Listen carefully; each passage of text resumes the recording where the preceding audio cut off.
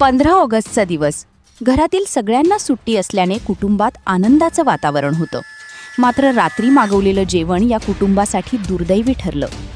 सुरतमध्ये एका कुटुंबाने शनिवारी रात्री शीतल रेस्टॉरंटमधून जेवण मागवलं.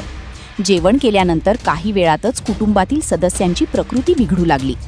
फूड पॉयझनिंगची लक्षणं जाणवू लागल्यानंतर आई वडील आणि त्यांच्या 2 मुलींना तातडीने रुग्णालयात दाखल करण्यात आलं.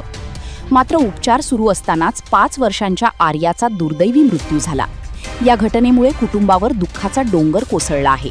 कुटुंबातील इतर सदस्यांवर सध्या रुग्णालयात उपचार सुरू असून त्यांची प्रकृती गंभीर असल्याचं सांगितलं जात आहे. घटनेची माहिती मिळताच पोलीस आणि आरोग्य विभागाने तातडीने कारवाई सुरू केली.